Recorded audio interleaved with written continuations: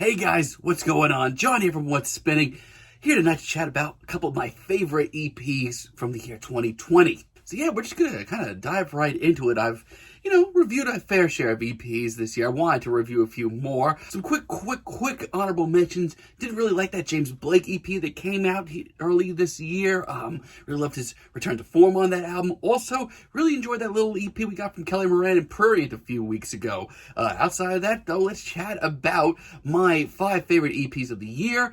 Where applicable, the original reviews, I should say, will be down below. Let's get into this thing. Coming in at number 5 is an EP that I didn't even know came out for like a month after it came out. Really ended up enjoying it. It's the new Daywave EP, Crush. Okay, spoiler alert, I was super into Jackson Phillips' music in the early days of Daywave. He was putting out for a while some really slick, old school, sort of chill wave tinged indie pop. I love the lo-fi production. It's really great Joy Division and New Order covers on those EPs, but when it came to his debut album, I was severely let down. I thought it was a real bunch of garbage, to be honest, overall. This EP, though, I don't know. He reeled me back in, though, with this thing. It may not be really genre-pushing. It may not be as lo-fi as his early days, but my God, the amount of tracks on this short little EP, 4 tracks, like 3 of them are 3 of the catchiest indie pop tunes I've heard all year. Potions and Starting Again are fantastic. I'm still very weary on a full album from Daywave. I really am, especially after how much I was let down by their first album. And like I said, I didn't even get to review this EP when it came out, but it stuck its way into my top 5 because it's incredibly likable. Check out the new Daywave EP, Crush. Coming in at number 4, it's the Khruangbin and Leon Bridges EP, Texas Sun. Another EP that I really didn't expect to like as much as I did. I mean, I've always thought Leon Bridges had a, really cool voice, some great singles here and there. And at the time, I really hadn't listened to much Khruangbin, but I think they have some fun chemistry here.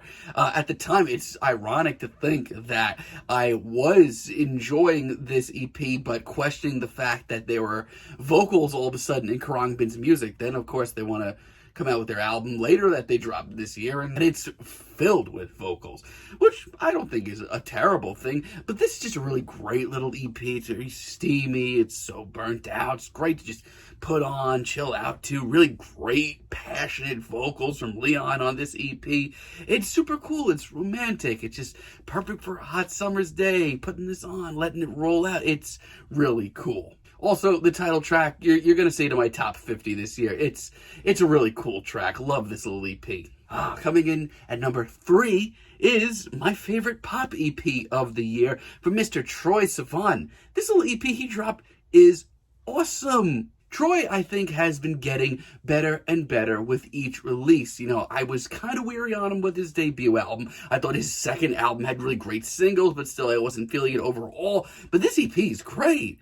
This EP is his most consistent work to date. It shows him really branching out into a more nocturnal, sort of more grown-up sound from him, which I really like. He goes for some almost like alternative sad boy R&B on here. There's a lot of really cool sounds for Troye on here. His vocals sound great as well, not to mention the production. The production on this thing is super forward-thinking, especially for him. I mean, it's not too wild when you hear what, like, Charlie XCX and others are doing in pop right now. But for Troye Sivan, the guy who plagued many a shelf of Urban Outfitters a couple of years back to be jumping on this kind of production, man, this excited the hell out of me. I love this little EP from Troye. Coming in at number 2, it's barely an EP at like 36 minutes, but it's still considered an EP. Just got a vinyl pressing the other day, too. Good for you guys.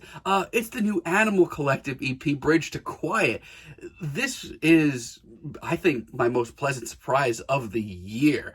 Maybe outside the Kid Cudi album. But for a guy like me, whose college days were filled with listening to Animal Collective, and just how tame and unexciting the band has become in the last few years, to hear them working on this new EP, hope would not be the word. Joy is the word. Just pure joy in this little EP. It shows all of them, Panda, Avi, Geologist, Deacon, back in that experimental, very in-the-moment sound to the band that made them so good back in the day. Now, I will say this, like a lot of their early work, it's a lot to take in. These are 4 9.5 to 10-minute tracks back to back. There's a lot of sound effects and ambient sounds. There's a lot of trickery and experimental music vibes. It's a very old-school Animal Collective project. But if you consider yourself a fan of the glory days of Animal Collective, definitely go and check this out. This is a really solid EP, even if it is